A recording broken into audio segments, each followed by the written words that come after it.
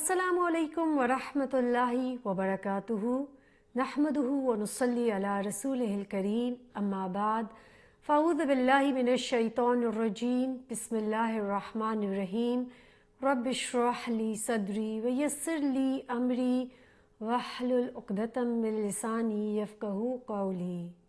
ناظرین، پروگرام وہ جن سے اللہ راضی ہوا کے ساتھ حاضر ہیں۔ آج جس صحابی کے بارے میں ہم بات کریں گے وہ ہے سیدنا انس بن مالک رضی اللہ عنہ۔ انس بن مالک بن نضر محدث تھے، مفتی تھے۔ آپ کی کنیت ابو حمزہ، انصاری تھے، خزائی اور مدینہ کے رہنے والے تھے۔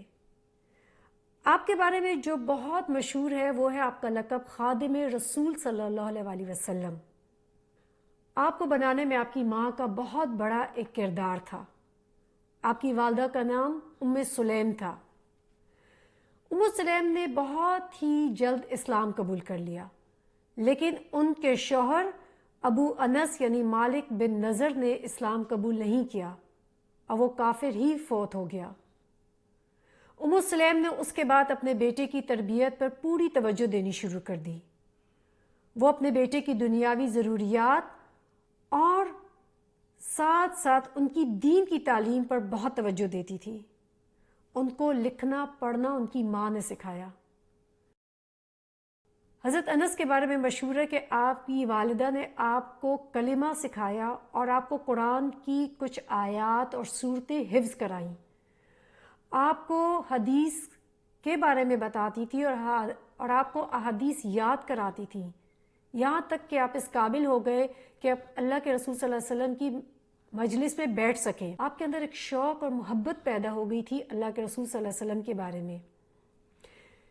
ان کا ایک بڑا مشہور قصہ ہے کہ ابو طلحہ جو مدینہ کے ایک بہت معزز گھرانے سے تعلق رکھتے تھے، انہوں نے سلیم کو رشتہ بھیجا۔ سلیم نے اس وجہ سے منع کر دیا کہ آپ تو بت پرست ہیں اور میں کسی بت پرست سے شادی نہیں کر سکتی۔ حضرت طلحہ کو بہت عجیب لگا۔ سلیم نے کہا میں اس شرط پہ آپ سے شادی کروں گی کہ آپ اسلام قبول کر لیں اور حق مہر میں آپ کا اسلام ہی لوں گی۔ اس پر ابو طلحہ نے اسلام قبول کیا اور سلیم سے شادی جو ہے ان کا حق مہر اسلام ہی تھا، اور یہ بہت بڑا ایک حق مہر ہے۔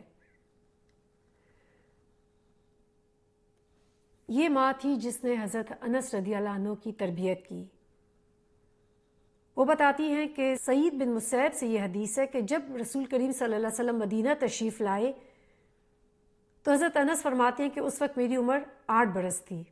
میری ماں سلیم مجھے نبی کریم صلی اللہ علیہ وسلم کے پاس لے گئیں اور عرض کیا یا رسول اللہ، انصار کے مردوں اور عورتوں نے آپ کو تحائف پیش کیے ہیں اور میرے پاس اس بچے کے سوا کچھ بھی نہیں ہے جو میں آپ کو ایز اے تحفہ پیش کر سکوں۔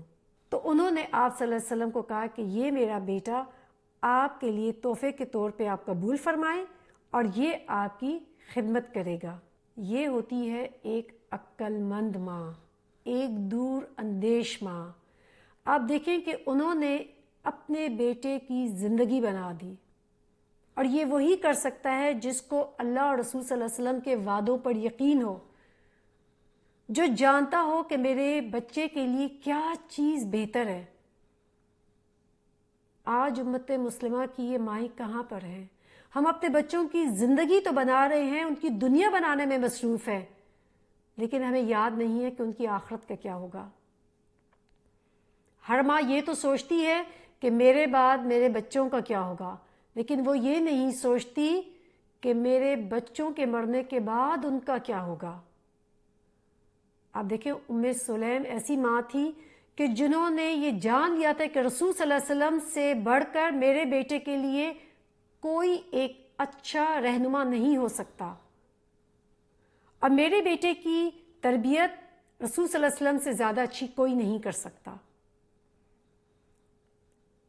حضرت انس رضی اللہ عنہ آپ صلی اللہ علیہ وسلم کے پاس رہتے تھے، آپ کی مسواک بناتے تھے، آپ کی خدمت کرتے تھے۔ آپ صلی اللہ علیہ وسلم کھڑے ہوتے تو آپ کو جوتے پہناتے تھے، آپ کی جو لکڑی ہوتی تھی وہ آپ کو تھما دیتے تھے، اور سارا وقت وہ آپ صلی اللہ علیہ وسلم کے ساتھ ساتھ رہتے تھے۔ سیدنا انس رضی اللہ عنہ فرماتے ہیں کہ میں چھوٹا تھا کہ میری ماں رسول صلی اللہ علیہ وسلم کی خدمت میں لے کر آئیں اور ان سے کہا کہ یہ آپ کا چھوٹا سا خادم ہے، اس کے لیے دعا کریں، تو نبی کریم صلی اللہ علیہ وسلم نے آپ کے لیے دعا کی۔ اور وہ کیا دعا تھی انشاءاللہ ہم جانیں گے ایک بریک کے بعد۔ السلام علیکم ورحمۃ اللہ وبرکاتہ۔